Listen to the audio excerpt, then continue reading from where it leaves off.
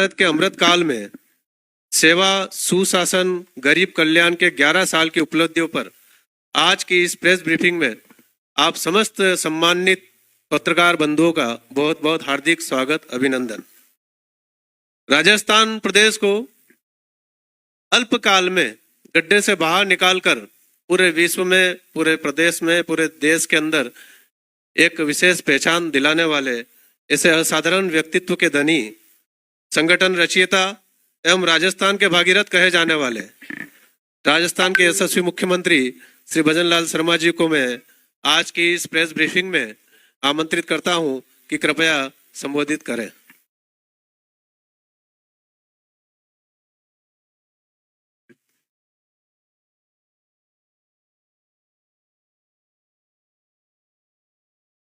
सबसे पहले तो आप सभी को नमस्कार। अभी मैं देख रहा हूं आज हमारे पत्रकार बंधु बहुत ही खुश नजर आ रहे हैं, क्योंकि आज आप सभी एक ऐसे ऐतिहासिक अवसर पर आमंत्रित किए गए हैं जब देश के यशस्वी प्रधानमंत्री श्री नरेंद्र मोदी जी के नेतृत्व में 11 वर्ष की अद्भुत यात्रा का उत्सव मनाया जा रहा है।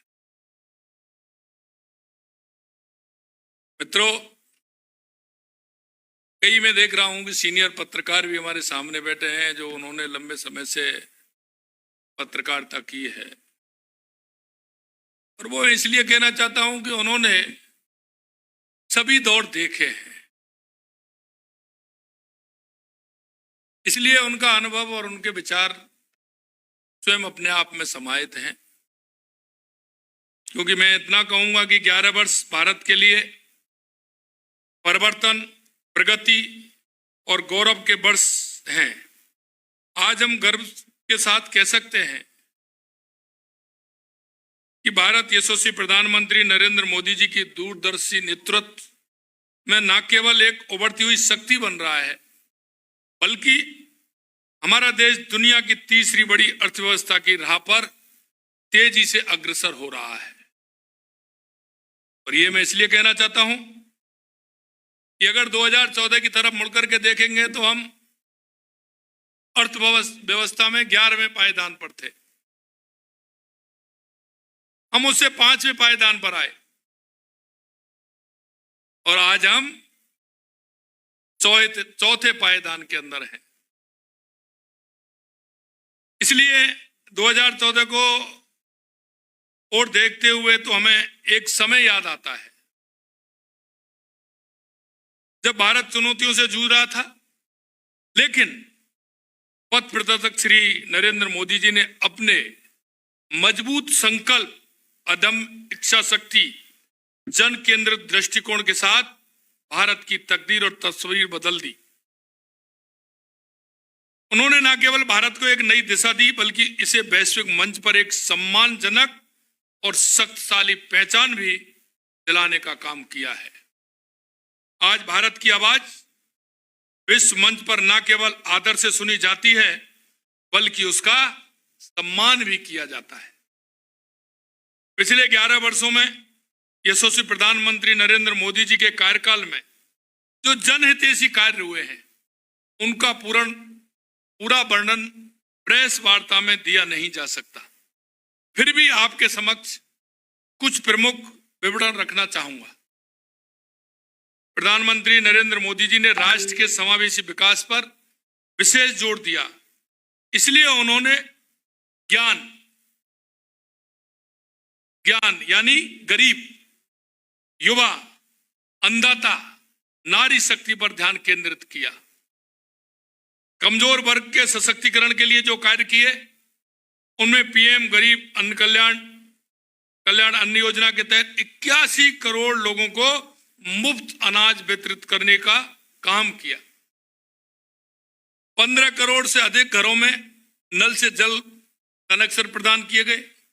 प्रधानमंत्री आवास योजना के तहत 4 करोड़ से ज्यादा घरों का निर्माण कराया गया।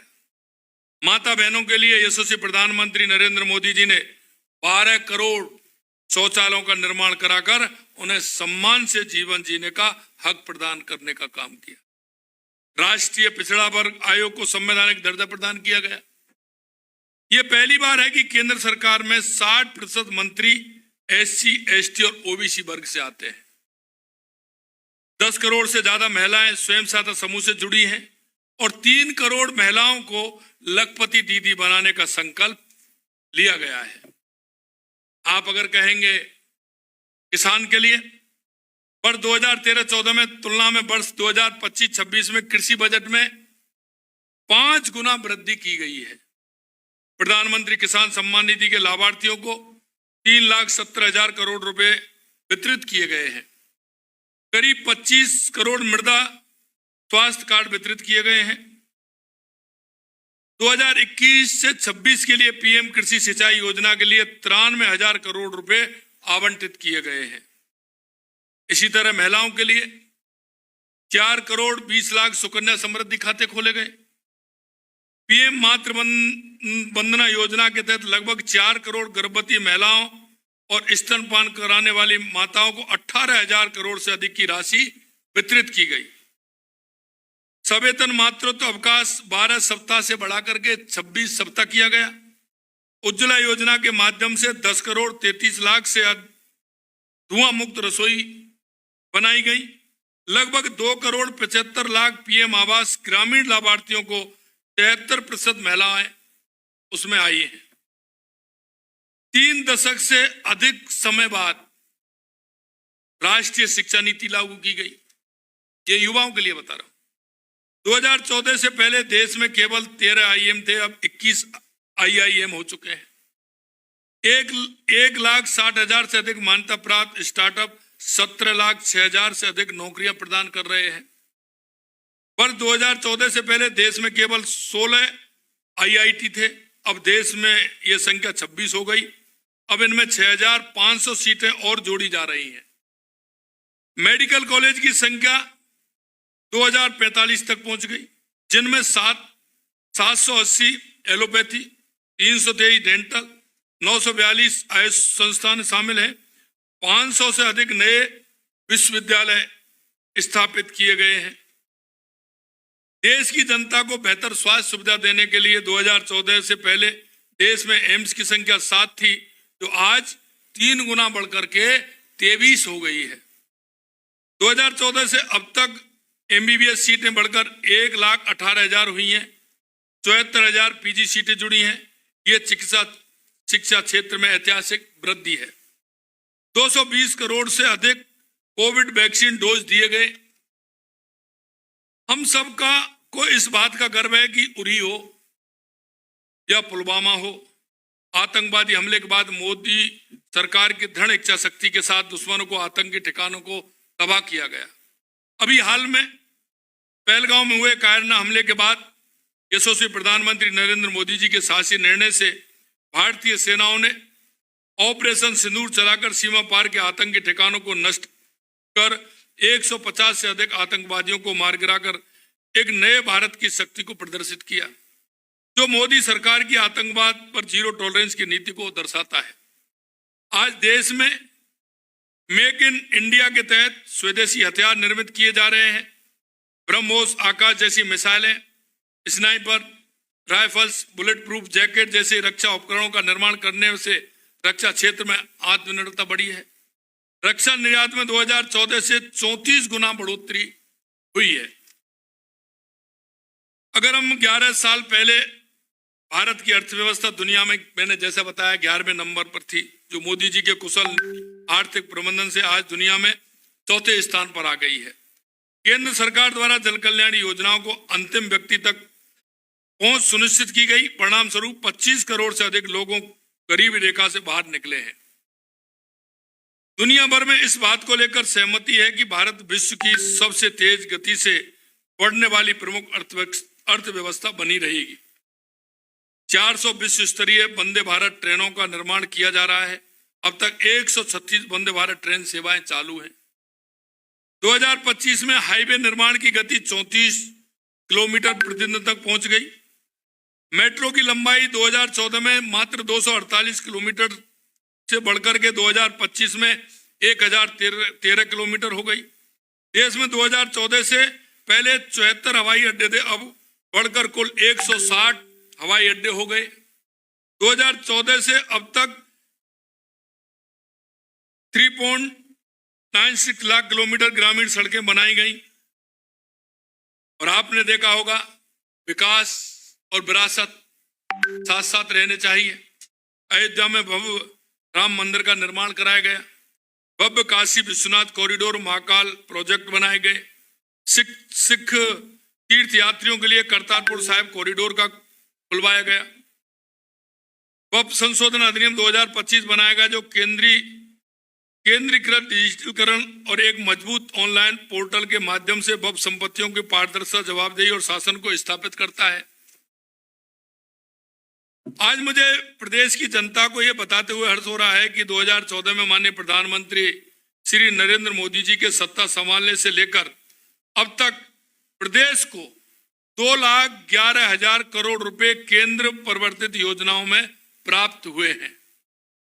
याद करिए, जब देश की एक बहुत बड़ी आबादी भूखी सोती थी, प्रधानमंत्री जी इन लोगों के दर्द को समझते हुए मुफ्त अनाज की योजना को जन जन तक पहुंचाने का काम किया है। राज्य के 4.5 करोड़ लोगों को पीएम गरीब कल्याण अन्न योजना में मुफ्त अनाज प्रदान किया जा रहा है। प्रदेश में 2 एक्सप्रेस हाईवे एवं भारतमाला परियोजना के अंतर्गत सड़कों और राजमार्गों को मिली मंजूरी से राजस्थान की अर्थव्यवस्था को मजबूती मिलेगी। प्रदेश की 9,06,000 महिलाएं लखपति दीदी योजना से लाभान्वित होकर आत्मनिर्भर जीवन की ओर अग्रसर हैं। इसके साथ ही प्रदेश के लगभग 23 लाख लोगों के पीएम आवास योजना के तहत पक्के मकान का सपना पूरा हुआ है। इसी प्रकार 87 लाख ग्रामीणों में स्वच्छ भारत अभियान के तहत शौचालयों का निर्माण किया गया है। आयुष्मान भारत योजना में 1,16,00,000 मरीजों को निःशुल्क इलाज की सुविधा प्राप्त हुई है। प्रदेश की जनता को 23 मेडिकल कॉलेजों की सौगात भी मिली। इससे प्रदेश की स्वास्थ्य व्यवस्थाओं को एक नए आयाम मिले हैं। राज्य के 76,18,000 से अधिक अन्नदाता किसानों को 24,949 करोड़ रुपए प्रधानमंत्री किसान सम्मान निधि के रूप में प्राप्त हुए हैं। उज्ज्वला योजना में 74 लाख एलपीजी कनेक्शन भी निःशुल्क प्रदान किए गए हैं। प्रधानमंत्री मातृवंदना योजना के अंतर्गत 5,000 रुपए प्रति महिला के हिसाब से 29 लाख महिलाओं को प्रदान किए गए, जो हमारे प्रधानमंत्री जी का महिलाओं के प्रति सम्मान को दर्शाता है। राजस्थान में जनधन योजना के तहत 3,69,00,000 लोगों के खाते खोले गए। प्रधानमंत्री सुरक्षा बीमा योजना में 2,52,00,000 लोग लाभान्वित हुए हैं। प्रधानमंत्री जी का सपना है कि भारत पुनः विश्वगुरु बने, जैसा कि कोई प्राचीन काल में था। उनके नेतृत्व में भारत ने न केवल आर्थिक और तकनीकी प्रगति की, बल्कि अपनी सांस्कृतिक और आध्यात्मिक विरासत पुनः स्थापित हुई है।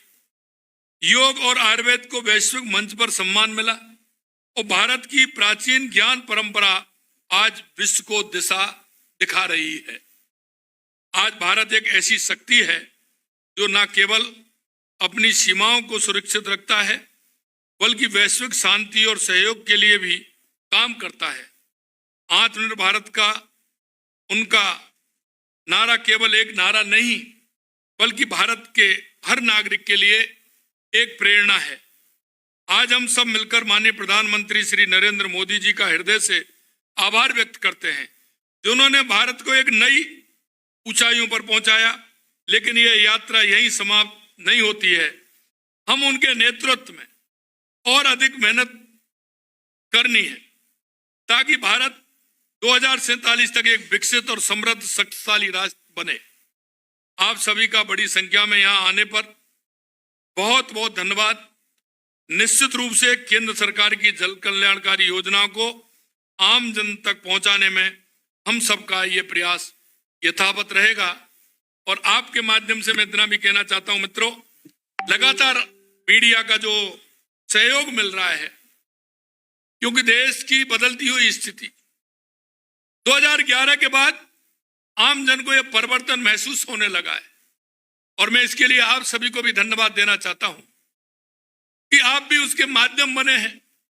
आप भी उन जन कल्याणकारी योजनाओं को देश में जो दुनिया में भारत का जो सम्मान बढ़ा है उसके लिए, अर्थव्यवस्था में जो मजबूत हुए उसके लिए आपका भी उसमें बहुत बड़ा योगदान है। इसके लिए भी मैं आपको भी बहुत बहुत धन्यवाद देता हूं, साधुवाद देता हूं, क्योंकि अगर हमारा राष्ट्र मजबूत होगा तो हम सभी मजबूत होंगे और देश के यशस्वी प्रधानमंत्री नरेंद्र मोदी जी के नेतृत्व में एक विकसित भारत की, दुनिया में एक भारत को जिस नजरिए से और जिस सम्मान के साथ आज देखा जाता है, उसका बढ़ता हुआ सम्मान आपके माध्यम से और बढ़ेगा। इतना ही मैं कहना चाहता हूं कि हमारा भारत दुनिया में बढ़ता हुआ भारत और एक शक्तिशाली भारत, एक विकसित भारत के रूप में निकल करके आएगा। इस आशा और उम्मीद के साथ पुनः आप सभी का धन्यवाद, आपके सहयोग के लिए बहुत बहुत धन्यवाद। जय हिंद, जय भारत, जय राजस्थान। धन्यवाद माननीय मुख्यमंत्री जी।